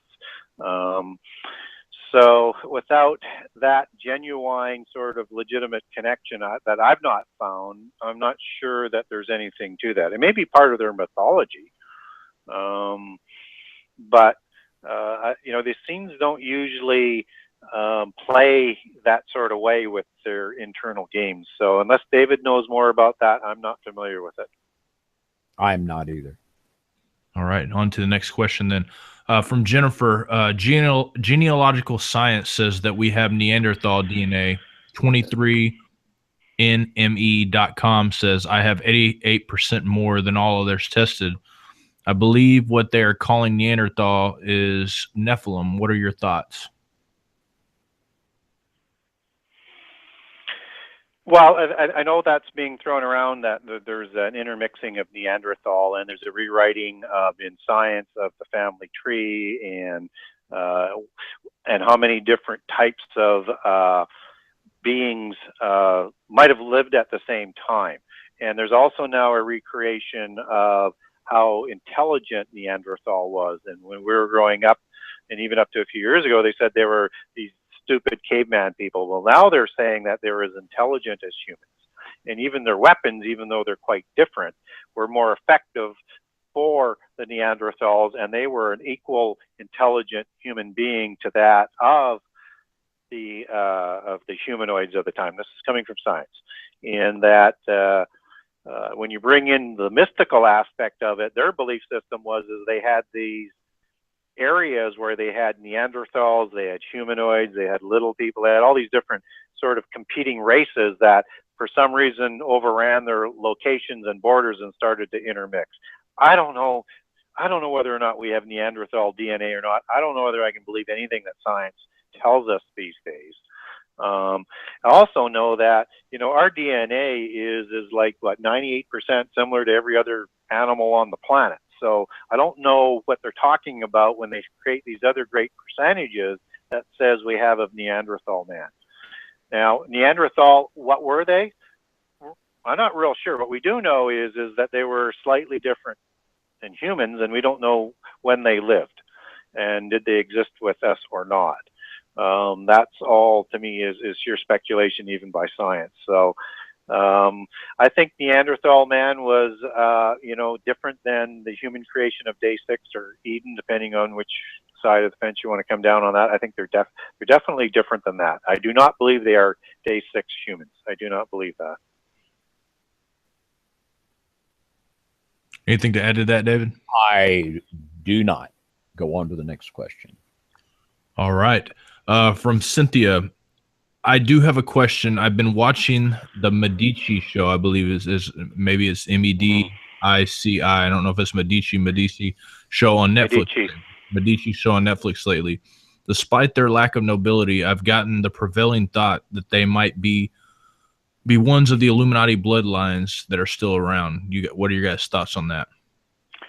Well, they were a rising family of bankers in Italy. And, after the fall of the Roman Empire and into, sort of the close end of the Dark Ages, they started to rise with the financing. And they were very, very famous for benefactoring significant people of Priory of Sion, Grand Masters, and also occultist writers and artists and magicians and people of that sort. So they were a significant benefactor to, whether or not it's Da Vinci or Michelangelo or so many people that wrote the important works of Rosicrucian and alchemy and translating of the ancient works out of Greek and other languages into European languages. They financed all of that. So to be bankers, though, of that time, they had to have some sort of bloodline, right? That goes back into the Italian bloodlines, but it wasn't thought to be super significant, and they don't show up in the 13 families. But they were very powerful and rivaling against the Roman Church, and thought to be holding to I would call it Gnosticism, but they had, because out of Italy, it was more of Mithricism was their form of religion. And you see that coming out in some shows about Da Vinci and things like that. So a very important family, especially in the Middle Ages, not super ennobled from what I can tell. All right. Unless David has something to add, we'll move on to the next question. Well said. Go right ahead. All right. From Cott. Is the story of the Khazarian Jews a myth or misunderstanding, or did they really just adopt Judaism? Do you guys know, or do you have an opinion on that? Well, I think we covered that off a little bit earlier in the show. And I'm not as much a fan of that whole mythos. I recognize that a lot of people over the years have wanted to be Jewish and become Jewish and married into it and lived with them. Although I don't know why they would have wanted to have done that over the years with the discrimination and persecution of them over the years. But I do recognize that, coming out of Eastern Europe, there was a big faction there. And the question gets to be, and I know DNA testing suggests that a lot of them may not be.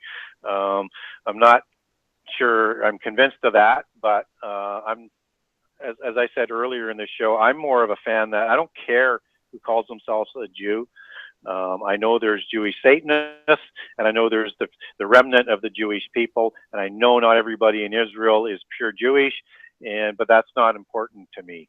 I do try and be very careful of the Khazarian theory, because there's a lot of racism that goes along with it, and anytime you get a lot of that, that means there's a bunch of misinformation in there as well. If there was less hate involved, that would be more helpful to me. But I'm not going to utilize that type of research, even though there's definitely things to it, to dismiss the remnant of Judah that we know has to be in place and visible in the end time. I just won't go there. And I believe in the Old Testament as well as the New, Israel was a spiritual entity. You can see in the institution of the Passover, where the Lord said that the stranger could join himself unto Israel and partake of the Passover. And it also says right in that same passage how that the Hebrews, if they were not loyal to the Lord and did not do things, as he said, concerning the Passover, that they would be put out of the congregation of Israel. And now we are the Israel of God as those that have faith in Jesus. This does not negate the prophecies of the restoration of Israel as a state. As I alluded to earlier, there is a national seed and there is a spiritual seed, and there's also a fleshly seed. We did a teaching called The Four Seeds of Israel, and it gets, there's obviously a lot involved. But in 740 AD, King Bulan of the Khazarians converted to Judaism. And this is the area right now that we mentioned earlier of southern Russia. And then in the 10th century, there was a Scandinavians came down and conquered Khazaria. They were called the Rus. And from the 10th century AD, it became known as Russia. And as I said earlier, this ties in with the Bagration dynasty that we talked about Thursday night in relationship to the secret society, the Order of the Eagle of Georgia. So there are definitely Jews or people that say they're Jews that are not. And there is a true bloodline and there is a false bloodline. And as Gary said, this is often used in a very anti-Semitic way. And to me, it's an irrelevant question because Israel is a spiritual entity, has nothing to do with ethnicity. So there are definitely people out there that are anti-Semitic that want to use the Khazarian issue to anti-Semitic ends. And you can't talk about the subject without mentioning and clarifying that. But yeah, is something to the fact that there are Asian people from this area of Khazaria that are not Hebrews, but yet are converts to Judaism. So, yeah. And I also look at it this way: is that the Christian part of the end time, the Christian time, is very, very important, obviously, but it can't be more important than the root. As Paul said, we are grafted in, and the branch can't be without the root. And God will remember his remnant, even the lost tribes of Israel. He will remember them in the end time. It's in the covenant. He will fulfill his covenant. So we want to be very careful that we're not working against the original tribes of Israel, and the visible ones today would be Judah, Benjamin, and Levi. And whether there's mixes in there or not, we just need to be respectful and careful. I just do not move in a way that is going to be disrespectful of the Jewish people or Christians. And I'm not here to be part of anything that divides us. I'm only trying to be part of what unites us. Right. Or to disrespect or denigrate Muslims either. Yeah. They have free choice to do what they want to do. Or disrespect the Khazars, right? I don't know. All I can say is this: there are people. A lot of these people that are Jews they're not all wealthy like the Rothschilds and stuff that are supposed Jews. So like Gary said, why would they want to bring all the persecution upon themselves if they're not really the Jews that they? A lot of them can trace their bloodlines back from a far generation, but.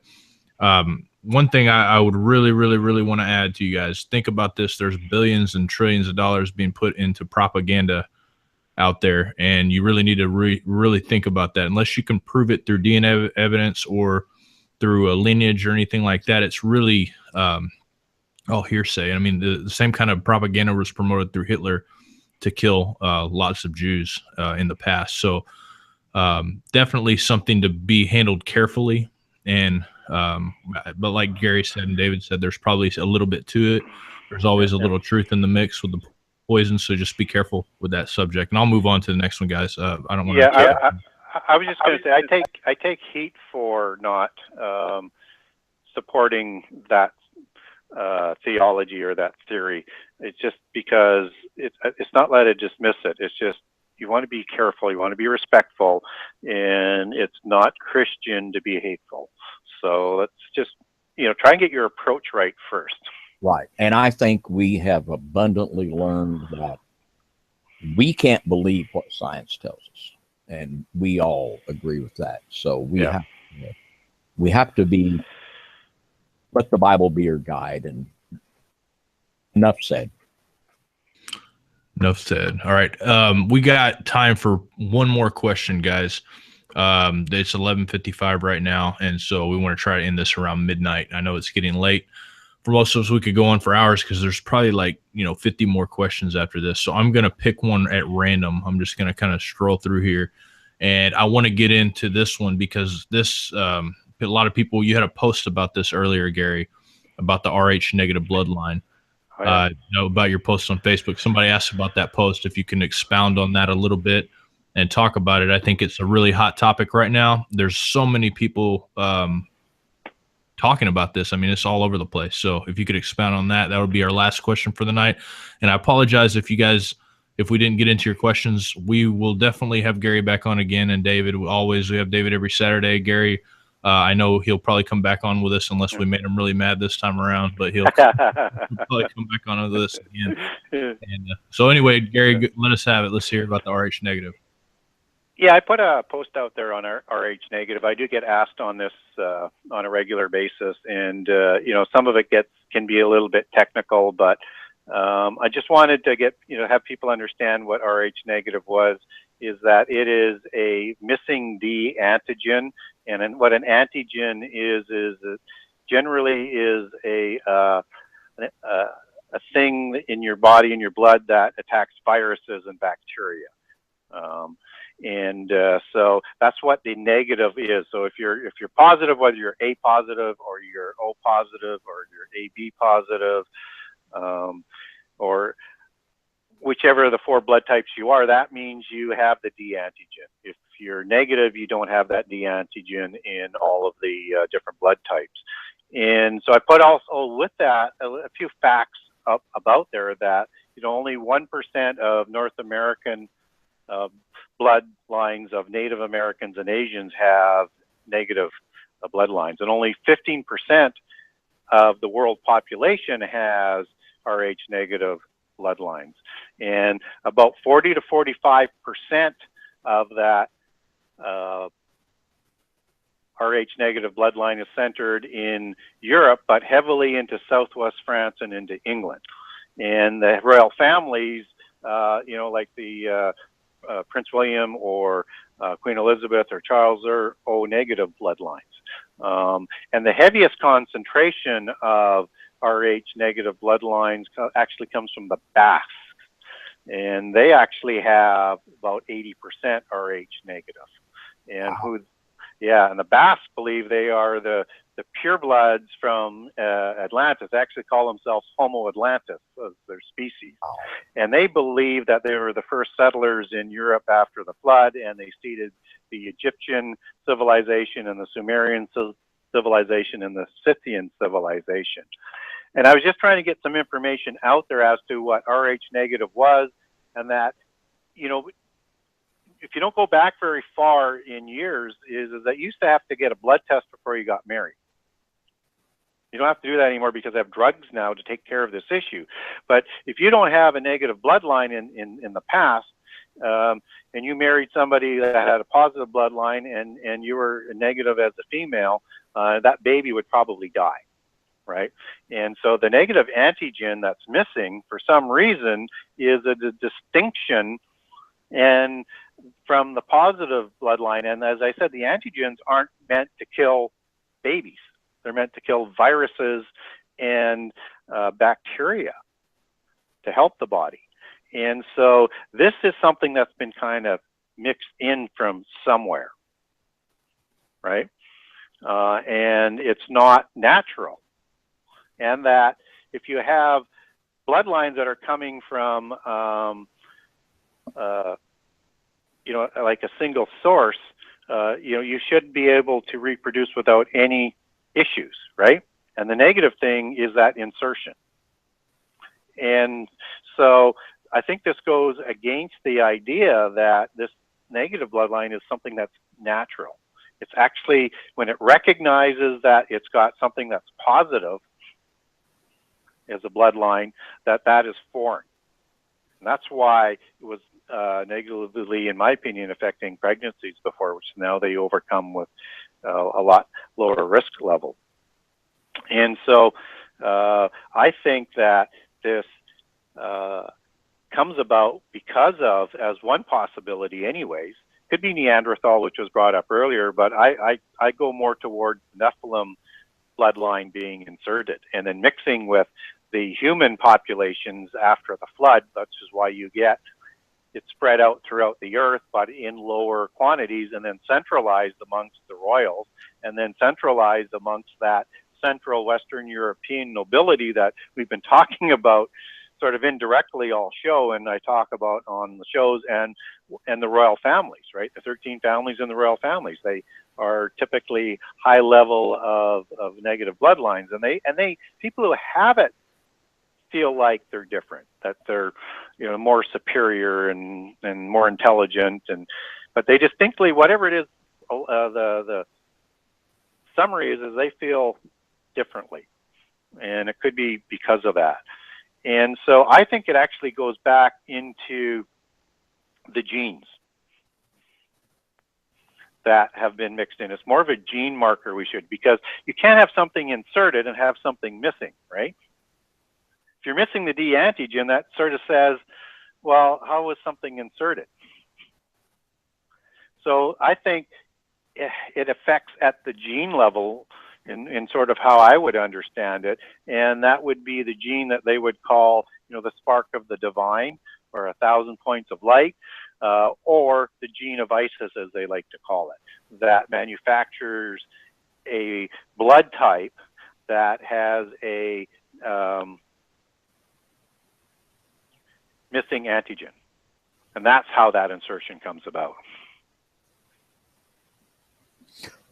What I might add here to this final question, I'll read a scripture. I haven't read a scripture all night. Titus 3:5. It says, "Not by works of righteousness which we have done, but according to his mercy he saved us by the washing of regeneration and renewing of the Holy Ghost." And so many people get in despair when they find out they have Rh negative, and they begin to think, well, I've had calls from people and emails that, you know, I think I'm Nephilim, I can't be saved. And whatever Rh negative blood is, when we are born again, we are regenerated. And in scripture, we see Rahab the Canaanite, Ruth the Moabite. Not only were they redeemed, but they became a part of the bloodline of the Messiah. So don't be forlorn or discouraged that you're something wrong with you to where you can't know the Lord. Whatever it is, God can take care of it. And even people with Nephilim blood, and I'm not saying Rh negative is Nephilim, but even we see people with Nephilim blood that were redeemed. So just take courage and hope in the Lord and keep your faith in him. He is able to overcome all things, certainly our genetics. Yeah. So I gave a quick summary. It actually takes, you know, about an hour show to cover off all of it on it. And so if you want some information on it, I do a quick summary, and I posted it today on the Gary Wayne timeline on Facebook. And I've also put in there a few times, because there's getting to be a lot of responses on there, that and it underlines what David is talking about is this is information about Rh negative and some percentages and some populations. This is not about who is damned and who isn't. Absolutely. This is, I mean, I do not believe anything in the physical nature, except for maybe the first generation of Nephilim, and keeping in mind what it says in the Old Testament, you know, sins of the father up to 4 generations. So however you want to interpret that or beyond, I believe the physical aspect has nothing to do with your salvation. This world is sinful. We are in vessels in a body. It's a spiritual thing, right, that you need to be concerned with. And salvation only depends on who you believe in as God, who do you believe is your Redeemer, what your faith is in that, what is in your heart, and what you do. So this has got nothing to do with whether or not you have different DNA, you have a different blood type or Rh negative bloodline. If you believe in Jesus, he is bigger than every sin and corruption on the earth, and that's what the atonement that he came to do for us did. So it's got nothing to do with salvation. Amen. And don't mix spiritual with the physical. Amen. Satan is the great race baiter. Yep. All right, guys. Thank you so much for coming on tonight, and so much for sharing this information, because this is golden information, and this is not something that a lot of people can come by very easy. Most people, you have to watch, I don't know how many videos just to get this amount of information you guys packed into a 2-hour show. It's outstanding, and I'm thankful, and I know the audience is very thankful. And I just want to say thank you to the audience for being very respectful tonight to each other, and for loving each other, and for fellowshipping together. We always appreciate you guys. We appreciate our guests. And if you haven't subscribed yet to our network, please do subscribe. It's the button right here below the video on YouTube. And then you can also click the bell to get notified when our new shows are coming on, and so you'll have it right then. You'll know exactly when we do it, because we do live shows about 5 nights a week. Also, make sure to check out Genesis 6 Conspiracy. Great book, fantastic book. One of the Gary put like 20 books into one book. I mean, this is an outstanding 1,000-page book of just information after information. Also, David Carrico has a YouTube channel as well, FOJC Radio, and he has a website, FOJCradio.com. Please go check out their work, and you will not be disappointed. But I just want to say thank you. High five, everybody, and shalom. And until next time, this is Now You See TV.